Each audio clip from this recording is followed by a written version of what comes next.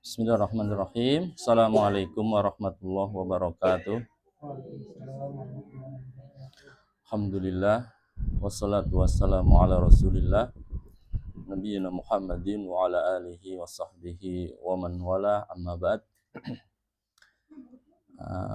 Bapak-bapak dan ibu-ibu sekalian yang mudah-mudahan dirahmati dan dimuliakan Allah Subhanahu wa taala.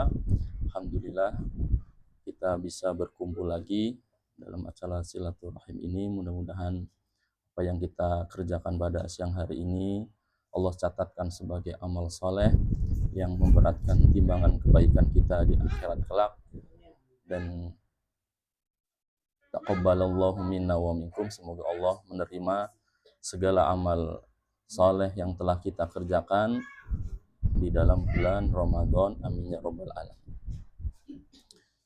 Bapak Ibu sekalian yang Allah muliakan, di antara bentuk kesempurnaan agama Islam adalah sampai permasalahan mengenai pertemanan itu semua diatur di dalam agama Islam. Ya, kita kan semuanya berteman ya, apalagi ibu dari kecil ini, masya Allah ya.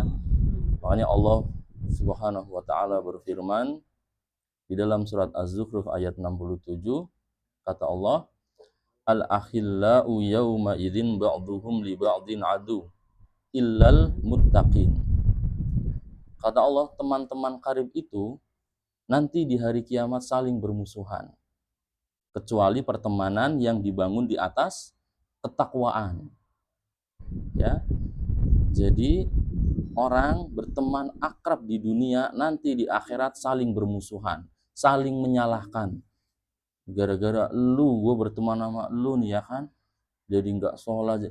Makanya kata Allah, kecuali pertemanan orang-orang yang bertakwa. Maka jangan sembarangan kita berteman. Makanya Nabi SAW juga bersabda, al-mar'u ala dini khalili falyanzur ahadukum man yukhalil. Kata Nabi, agama seseorang itu tergantung dari teman dekatnya. Maka kata Nabi juga, maka perhatikan dengan siapa kalian berteman. Di dalam agama kita namanya pertemanan, namanya teman karib ya, maksudnya teman akrab, teman dekat itu jangan sembarangan. Ya, kalau sekedar kenal ya silahkan, cuman untuk menjadikan teman dekat itu tidak boleh sembarangan. Makanya di antara 7 golongan orang yang mendapatkan naungan dari Allah di padang mahsyar ya, hari di mana kita akan dikumpulkan di padang mahsyar, yang ketika itu kita dalam keadaan telanjang, nggak disunat, nggak pakai sendal, matahari hanya sejengkal, semua kepanasan luar biasa, dan kita semua akan mengalaminya. Kita beriman tentang hal tersebut. Nah, ada 7 golongan orang yang adem mendapatkan naungan Allah. Nah, di antara 7 golongan itu siapa? Kata Nabi, warajulani tahabban fillah ijtama alaihi wa tafarraqa alaihi.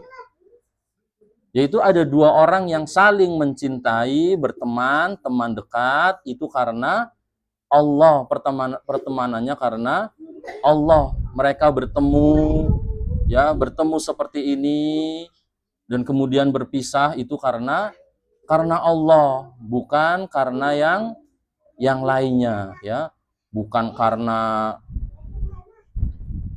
ya, banyak duitnya, ya kan, datengin berteman, giliran dia susah nggak mau dekat, ini ketahuan ya pertemanannya karena harta ya.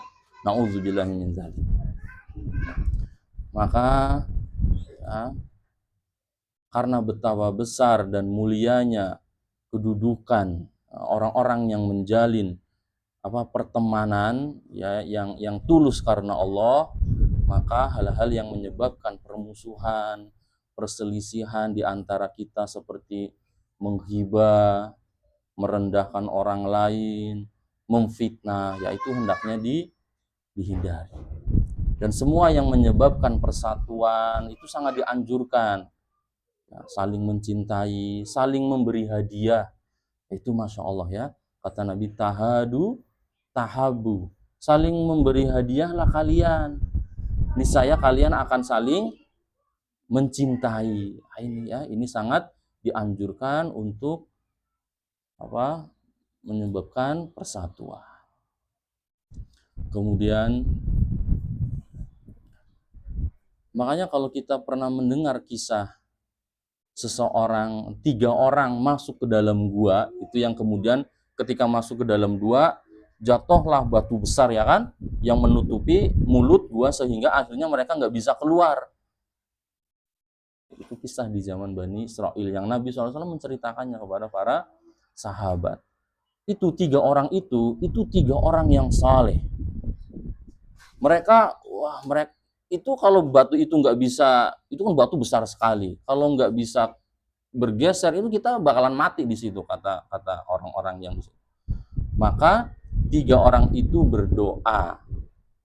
berdoa dengan apa? Salah satu yang dianjurkan, yang disyariatkan bertawasul itu tawasul dengan amalan solih, ya kan? Yang satu berdoa, ini anak yang berbakti, ya Allah saya sangat berbakti kepada ibuku. Intinya kayak gitulah ya kan. Kalau itu pahalanya besar, tolong bukakan batu itu. Batu itu bergeser itu, kebuka. Nah, cuman masih belum bisa keluar. Yang kedua, orang yang apa itu? Orang yang amanah. Jadi dia seorang bos, dia punya karyawan, setiap gajian kan dibagi. Nah, ada satu karyawan yang nggak ada, akhirnya gajinya dia simpen. Dia kelola bikin apa namanya, beli kambing atau hewan apa, kemudian berkembang biak banyak. Nah, suatu saat karyawannya datang menuntut gajinya, kata bosnya, itu semuanya tuh gaji kamu tuh, kata anak buahnya itu.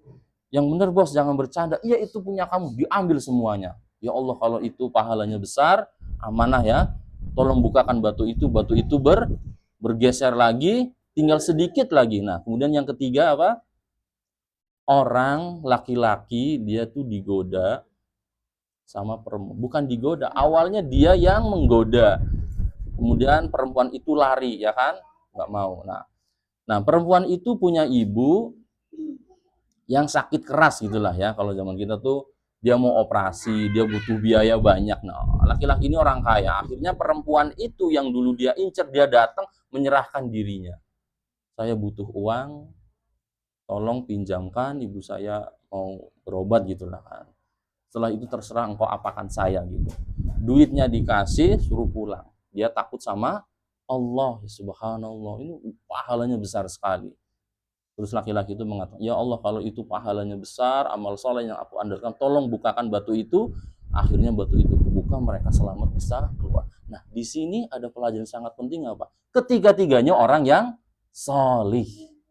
Mereka berteman, bertiga orang solih semua. Nah, ini ya, amalan yang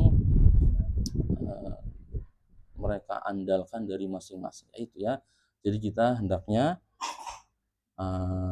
berteman dengan orang-orang yang soleh. Mudah-mudahan di sini juga ibu-ibu yang soleh ya, bapak-bapaknya juga bapak-bapak yang soleh insya Allah. Maka aturan-aturan dalam berteman itu yang pertama, kita berteman harus karena Allah, bukan karena dunia, bukan karena harta ya kan. Ada duit ditemenin ya kan, lagi susah nggak mau datang, ini nggak benar. Kemudian hendaknya kita saling menasehati ya, karena kata Nabi juga seorang mukmin itu bagaikan apa, cermin bagi saudaranya ya, saling menjaga ya, melindungi dan seterusnya, saling menasehati. Kemudian hendaknya seorang teman itu menjaga amanah, sebab semakin dekat seseorang berteman, semakin dekat maka ya akan semakin tahu kondisi teman kita kan kayak gitu ya. Maka hendaknya menjaga amanah. Kemudian harus mudah memaafkan. Ya, karena nggak ada teman yang sempurna, nggak ada ya. Teman kita tuh pasti punya kesalahan. Maka kita jadilah orang yang pandai memberikan uzur kepada teman kita. Uzur, paham ya? Memberikan keringanan. Oh mungkin dia sedang begini, kayak gitu, jangan langsung menyalahkan. Ya, kemudian persahabatan itu tidak harus mengetahui semua urusan sahabatnya, enggak ya. Sampai dalam kondisi tertentu terkadang harus berpura-pura kita tidak tahu ya, karena mungkin ada kemaslahatan di situ ya. Kemudian yang namanya pertemanan itu butuh yang namanya pengorbanan. Itu sudah pasti ya kan. Kita berkunjung ke teman kita jauh di sana pasti ada pengorbanan. Ya pengorbanan waktu, tenaga ya kan, kadang-kadang membawa hadiah. Nah, itu tapi semuanya nggak ada yang sia-sia. Wallahi nggak ada yang sia-sia ya. Pertemanan karena Allah itu nggak ada yang sia-sia. Ya, seperti Umi Sofiah ngajakin ketemu sama temen, masya Allah temen yang soleh. Dulu kita ngontrak bertahun-tahun di Jakarta, kangen ya kan, terus kemarin ayo main yuk ke sana, udah lama, temen soleh, dulu ngaji bareng umpamanya, sholat bareng, ngobrol bareng. Nah, itu kan kita kangen itu kayak gitu. Ketika kita datang ke sana ya kan, naik kereta desek-desekan, pengorbanannya belum bawaannya, wallahi nggak ada yang sia-sia. Kita pun harus kayak gitu ya. Mudah-mudahan kita dikumpulkan Allah ya, kita berteman bukan hanya di dunia tapi juga di surganya kelak, amin ya robbal alamin. Allahu a'lam bissawab.